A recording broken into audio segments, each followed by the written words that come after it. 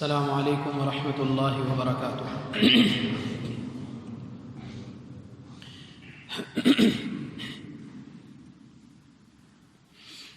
الحمد للہ رب العالمین حمد الشاکرین والصلاة والسلام علی رسولہ الکریم وعلی آلہ واصحابہ اجمعین، اما بعد فاعوذ باللہ من الشیطان الرجیم، بسم اللہ الرحمن الرحیم۔ يا أيها الذين آمنوا اتقوا الله ولتنظر نفس ما قدمت لغد واتقوا الله إن الله خبير بما تعملون۔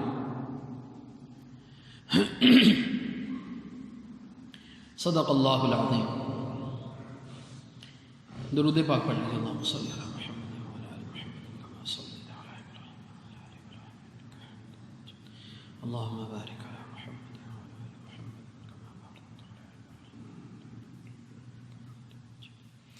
محترم بزرگوں اور دوستو، یوں تو ہر مسلمان کو ہر روز کئی دفعہ دن میں آخرت اور موت کو یاد کرنا چاہیے،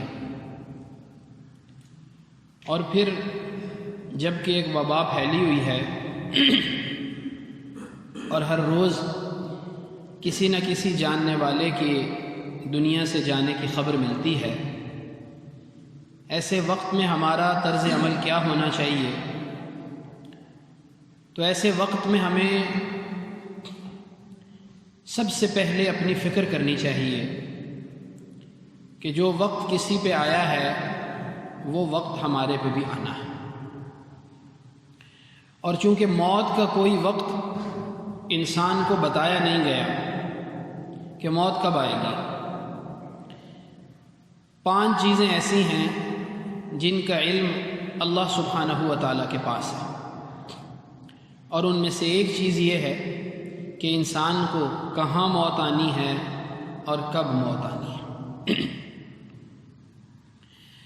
قرآن کریم میں اللہ سبحانہ و تعالیٰ کا ارشاد ہے، یا ایھا الذین آمنوا، اے وہ لوگوں جو صاحب ایمان ہونے کا دعویٰ کرتے ہیں، اتقوا اللہ، اللہ سے ڈرو، ولتنظر نفس ما قدمت لغد، اور ہر ایک جان کو یہ دیکھنا چاہیے، ہر ایک انسان کو یہ سوچنا چاہیے اور غور و فکر کرنا چاہیے، ما قدمت لغد، کہ کل کے لیے اس نے آگے کیا بھیجا ہے، اس کے پاس کیا اعمال ہیں۔ قیامت میں جن چیزوں کا حساب ہونا ہے اور قبر میں جن چیزوں کا سوال ہونا ہے، اور جو چیزیں اللہ نے ایمان کے بعد اس پر فرض فرمائی ہیں، ان کو کتنے فیصد اس نے پورا کیا، یہ ہر انسان کی فکر ہونی چاہیے، اور یہ فکر ہر فکر سے مقدم ہونی چاہیے۔ جس کے پاس اپنا گھر نہیں ہے، کرائے پہ رہتا ہے، جھونپڑی میں رہتا ہے، اس کو بھی یہ فکر ہونی چاہیے۔ شیطان آخرت اور موت کے بارے میں انسان کے دل میں جو وسوسے ڈالتا ہے، ان میں سے ایک وسوسہ یہ ہوتا ہے کہ بس میرا یہ کام ہو جائے، پھر میں سارا وقت اللہ ہی کے لیے مختص کر دوں گا۔ کچھ لوگوں سے پوچھیں تو وہ کہتے ہیں بس جی یہ بچوں کی شادی کر دیں، پھر انشاءاللہ حج پہ جائیں گے، بس یہ ہمارا یہ مسئلہ حل ہو جائے۔ کسی نوجوان سے کہیں کہ جی نماز شروع کر دو، کہتے ہیں جی بس یہ بس شروع کرنے لگے، اب یہ میرا مسئلہ یہ حل ہو جائے، پھر بس نماز شروع کر دوں گا میں۔ یہ اللہ تبارک و تعالیٰ سے ایسے سودے نہ کیجیے۔ جو ایمان لے آیا اس کے اوپر احکام متوجہ ہو گئے، اب میری زندگی میں دوسروں کے مقابلے میں 100 کمیاں ہیں۔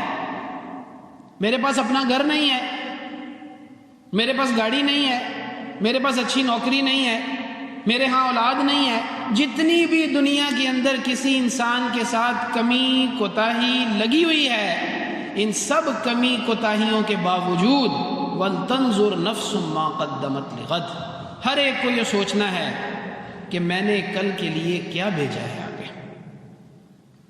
ہر ایک کی یہ فکر ہونی چاہیے، اور دن میں کئی مرتبہ یہ فکر ہونی چاہیے، اور جنازوں کا سن کے، اموات کا سن کے فوری طور پہ سب سے پہلے توجہ اپنے اعمال کی طرف جانی چاہیے۔ اسی لیے سرکار دو عالم صلی اللہ علیہ وآلہ وسلم ایک مخصوص دن میں بقیع میں جایا کرتے تھے اور قبروں کی زیارت کیا کرتے تھے۔ عثمان غنی رضی اللہ تعالیٰ عنہ جب کسی قبر پر سے گزرتے تھے تو اتنا روتے تھے کہ گھنی اور لمبی داڑھی آنسوؤں سے تر ہو جاتی تھی۔ تو کسی پوچھنے والے نے پوچھا کہ آپ سب سے زیادہ قبر کے پاس آ کے کیوں روتے ہیں، اس کی کیا وجہ ہے؟ تو فرمانے لگے کہ میں نے نبی علیہ الصلوۃ والسلام سے سنا ہے قبر آخرت کی گھڑیوں میں اور آخرت کی منازل میں سب سے پہلی منزل ہے، جو یہاں سے پار ہو گیا اگلی ساری منازل اس کے لیے آسان ہو جائیں گی۔ شیطان ایک دوسرا وسوسہ بھی ہمارے دلوں میں ڈالتا ہے، اور افسوس ہوتا ہے کہ ہمارے کچھ خطباء بھی لوگوں کو اس بارے میں صحیح بات نہیں بتاتے، اور وہ یہ کہہ دیتے ہیں کہ سرکار دو عالم صلی اللہ علیہ وسلم کی شفاعت اور سفارش سے سب انشاءاللہ جنت میں جائیں گے۔ اس میں کوئی شک نہیں ہے، اس میں کوئی شک نہیں۔ اللہ کے نبی علیہ الصلوۃ والسلام نے ارشاد فرمایا شفاعتی لأہل الکبائر من امتی، میری شفاعت میری امت کے بڑے بڑے گناہ گاروں کے لیے ہوگی جو اہل کبیرہ ہوں گے۔ لیکن سوال یہ ہے کہ کیا ہم نے اپنے آپ کو نبی علیہ الصلوۃ والسلام کی سفارش اور شفاعت کا مستحق بھی بنایا ہے؟ کیا ہمارے پاس ایسے اعمال ہیں کہ ہم سرکار دو عالم صلی اللہ علیہ وسلم کے سامنے جائیں اور نبی علیہ الصلوۃ والسلام خوش ہو کے فرمائیں کہ یہ میرا امتی ہے؟ کیا یہ چیز بھی ہمارے پاس ہے؟ حضرت علامہ اقبال نے اپنی آخری زمانے میں جو ربائی لکھی اس میں اللہ سے یہ درخواست کی کہ یا اللہ قیامت کے دن میرا حساب نہ لینا، لیکن اگر میرا حساب لینا ناگزیر ہو جائے تو محمد مصطفیٰ کے سامنے میرا حساب نہ لینا، اس لیے کہ میں محمد مصطفیٰ اپنے نبی کو کیا چہرہ دکھاؤں گا کہ اتنے برے اعمال والا امتی ہے۔ اس لیے ہم میں سے ہر شخص کو اس موقع کے اوپر خاص طور پہ بیماری کے ان ایام میں، اور میں عرض کروں اگر برا نہ لگے تو وہ حضرات جو عمر کے اگلے حصے میں پہنچ چکے ہیں ان کو اور زیادہ فکر کرنی چاہیے۔ اب چھوڑ دیجئے ساری فکریں، چھوڑ دیجئے ساری فکریں۔ بچوں کے لیے آپ نے بڑی فکر کر لی، گھر والوں کے لیے آپ نے بڑی فکر کر لی، ان کا جو رزق ہے وہ ان کو مل کے رہے گا۔ اور یہ تفریحات کے نام پہ اگر برا نہ لگے تو میں عرض کروں کہ یہ تفریحات کے نام پہ اب اسکرین کے سامنے بیٹھنا چھوڑ دیں، اب اللہ کے ساتھ لو لگائیں، اللہ کے ساتھ تعلق بنائیں، اللہ کے نبی علیہ الصلوۃ والسلام کی سنتوں کو اختیار کریں، چہروں پر سرکار دو عالم صلی اللہ علیہ وسلم کی سنت سجائیں، اور ان لوگوں میں شامل ہو جائیں جن کو قیامت کے دن یہ خوشخبری دی جائے گی کہ چونکہ تم لوگ مساجد کو آباد کرنے والے تھے لہٰذا تمہیں جنت میں بغیر حساب کتاب کے بھیجا جاتا۔ اب مسجدوں کو آباد کیجئے، اب نوافل، اشراق، چاشت اور تہجد کا اہتمام کیجئے، اب قرآن کریم کے ساتھ اپنا تعلق بنائیے۔ حدیث پاک میں آتا ہے جو قرآن کے ساتھ اپنا تعلق بنا لیتا ہے، جب قبر میں منکر نکیر سوال کے لیے آتے ہیں اور وہ آ کے قرآن کریم کو یہ کہتے ہیں کہ تم ایک طرف کو ہو جاؤ اور یہاں سے پرے ہو جاؤ، ہم نے سوال جواب کرنے ہیں، تو قرآن کریم کہتا ہے میں تو اس کو اس وقت تک نہیں چھوڑوں گا جب تک جنت میں داخل نہ کرا لوں۔ تم نے جو سوال کرنے ہیں کرو، میں یہیں کھڑا ہوں، میری موجودگی میں سوال کرو، میں نہیں چھوڑوں گا اس کو۔ یہ کون ہوگا؟ صاحب القرآن، قرآن والا۔ اور علماء نے لکھا ہے کہ قرآن والوں میں حافظ بھی شامل ہے اور کثرت سے ناظرہ پڑھنے والا بھی شامل ہے، کثرت سے قرآن کی تلاوت کرنے والا شامل ہے۔ اور کثرت سے قرآن کرنے والے کی تلاوت کرنے والے کو ایک فائدہ یہ ہوتا ہے کہ موت کی سختی اس کے اوپر نہیں آتی، موت کی سختی اس کے اوپر نہیں آتی۔ یہ میں حدیثوں کی بات آپ کو سنا رہا ہوں، اس لیے اب تفریحات کے نام پہ وقت کا ضیاع چھوڑ دیجئے، جو خبر ہوگی وہ آپ کو مل ہی جائے گی۔ ہر ایک گھنٹے بعد ٹی وی آن کر کے ہم خبر سنتے ہیں، کیا لینا ہے آپ نے خبریں سن کے؟ کچھ نہیں ہے اس میں۔ یہ ساری کی ساری چیزیں قرآن کریم میں آتا ہے وَمَا هَذِهِ الْحَيَاةُ الدُّنْيَا إِلَّا لَهْوٌ وَلَعِبٌ، یہ سب کھیل تماشا ہے، یہ سب مادہ ہے جو فنا ہو جائے گا، یہ گارے مٹی کا سودا ہے، یہ گھر بنانا، یہ گاڑیاں لینا، یہ لوہا ہے، یہ ختم ہو جائے گا ایک دن. میرے اور آپ کے ساتھ صرف اعمال نے جانا ہے. وَلْتَنْظُرْ نَفْسٌ مَا قَدَّمَتْ لِغَدٍ. سوچئے میں نے کس کس کا حساب دینا ہے، میں نے کس کس سے قرضہ لیا ہوا ہے، میں نے کس کس کے ساتھ ظلم کیا ہے، میں نے کس کے ساتھ برائی کی ہے. اگر وہ بندہ مل جائے تو اس سے معاف کروائیں، اور اگر وہ نہ ملے تو اس کے لیے دعائے مغفرت کریں. علماء نے لکھا ہے کہ جب کسی کی غیبت کی ہو، جب کسی کا حق کھایا ہو اور وہ بندہ نہ ملے، تو اگر مالی امر ہے، مالی معاملہ ہے، تو اس کی طرف سے صدقہ کر دیں، انشاءاللہ حق ادا ہو جائے گا. اور اگر معاملہ یہ بول کلام کا ہے تو پھر اس کے لیے دعا کریں اگر وہ آپ کو مل نہیں سکتا تو، یا اللہ اس کی بھی مغفرت فرما اور یا اللہ میری بھی مغفرت فرما. تو اگر مالی معاملات ہیں اور حق العباد ہے تو نپٹا دیجئے، کل کی پرواہ نہ کیجئے. ہر شخص اپنی وصیت اپنے پاس لکھ کے رکھے. ہم نے ایسے لوگوں کو بھی دیکھا ہے جنہوں نے لوگوں کا لاکھوں اور کروڑوں روپیہ دینا تھا، اور جب ان کے مرنے کے بعد لوگ لینے کے لیے آئے تو بچے کہتے ہیں جی والد کو دیا تھا، میں تو نہیں جانتا آپ کو، آپ کے پاس کیا دلیل ہے کہ آپ نے پیسے دیے تھے؟ اب آپ مجھے بتائیے کہ ایسے پیسے کا میں نے اور آپ نے کیا کرنا ہے؟ یہ محمد مصطفیٰ صلی اللہ علیہ وسلم ہیں جو رحمت للعالمین ہیں. اور حدیث پاک میں آتا ہے کہ جب کوئی جنازہ آتا تھا، اللہ کے نبی صلی اللہ علیہ وسلم سے درخواست کی جاتی تھی کہ آپ اس کا جنازہ پڑھا دیجئے، تو آپ علیہ الصلوۃ والسلام اس موقع پہ پوچھتے تھے کیا تمہارے بھائی کے اوپر کوئی قرض تو نہیں تھا؟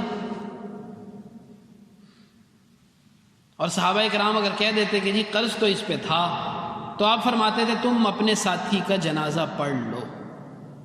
آپ جنازہ نہیں پڑھاتے تھے. ایک مرتبہ ایسا ہوا کہ ایک صاحب کا جنازہ آیا، نبی علیہ الصلوۃ والسلام نے حسب معمول یہی پوچھا، تو لوگوں نے کہا جی کہ ان کے اوپر قرضہ تھا، تو آپ نے فرمایا اپنے ساتھی کی نماز پڑھ لو. تو ایک صاحب، وہ بھی صحابی تھے، تو وہ کہنے لگے اللہ کے رسول صلی اللہ علیہ وسلم یہ میری ضمانت پہ رہا، میں یہ قرضہ ادا کر دوں گا. تو پھر آپ نے جنازے کی نماز پڑھائی. یہاں لاکھوں کروڑوں روپیہ لوگوں کا دینا ہے اور لوگوں کی نظروں سے چھپتے پھر رہے ہیں، اور پھر لوگوں کی نظروں سے چھپ کر عمرہ بھی کر لیتے ہیں، حج بھی کر لیتے ہیں. عمرہ اور حج کرنے سے کیا حق العباد ادا ہو جائے گا؟ اس لیے میرے محترم بزرگوں اور دوستو، ہم بڑی تیزی کے ساتھ قیامت کے قریب جا رہے ہیں. اور من مات قامت قیامتہ، جو مر جاتا ہے اس کی قیامت اسی دن شروع ہو جاتی ہے. جو مر جاتا ہے اس کی قیامت اسی دن شروع ہو جاتی ہے. اور جو شخص مر جاتا ہے دنیا میں اس کے بعد کیا ہو رہا ہے اسے اس کی مطلقاً پرواہ نہیں ہوتی، اس لیے کہ اب اس کا کام ختم ہو گیا، اب اگلا جہان شروع ہو گیا. اور انسان جتنے اچھے اعمال کر کے جاتا ہے اتنی اچھی شکل میں منکر نکیر آتے ہیں. روایات میں آتا ہے کہ جتنے انسان کے اعمال برے ہوتے ہیں اتنی سخت اور کریہ شکل میں منکر نکیر سامنے آتا ہے. جس کے جتنے اچھے اعمال ہوتے ہیں اس کے ساتھ حساب اتنا زیادہ آسان ہو جاتا ہے. اس لیے یہ موت کا وقت جب آئے گا تو مجھے اور آپ کو مہلت نہیں ملے گی، مجھے اور آپ کو مہلت نہیں ملے گی. مجھے اور آپ کو نہیں پتا کس وقت موت آ جائے، اس لیے ہر وقت موت کی تیاری رکھیں. جس طرح سفید کپڑے کو جب صاف کیا جاتا ہے تو ایک ایک داغ اتارا جاتا ہے، اور اگر کوئی داغ نہ اترے تو دیکھنے والا یہ کہتا ہے کہ یہ کپڑا صاف نہیں ہوا، یہ کپڑا صاف نہیں ہوا. اس طرح ہم اپنے نامہ اعمال کو گناہوں سے صاف کر کے جائیں. روز رات کو صلاۃ التوبہ پڑھا کریں، میں اور آپ صلاۃ التوبہ پڑھا کریں. اللہ تبارک و تعالیٰ سے اپنے گناہوں کی معافی مانگ کے سویا کریں. پتہ نہیں صبح کو اٹھنا بھی نصیب ہوتا ہے کہ نہیں ہوتا. تو یا ایھا الذین آمنوا اتقوا اللہ، اللہ سے ڈرو. ولتنظر نفس ما قدمت لغد، ہر ایک جان کو یہ سوچنا چاہیے اس نے آگے کیا بھیجا ہے، کس چیز پر اس کا قیامت کے دن اعتماد ہوگا، رب کے سامنے کون سا عمل پیش کرنے کے قابل ہوگا. اللہ تبارک و تعالیٰ سے دعا ہے کہ اللہ پاک مجھے اور آپ کو اس آزمائش کے وقت میں اپنے اعمال کی فکر کرنے کی توفیق عطا فرمائے. وآخر دعوانا الحمد للہ.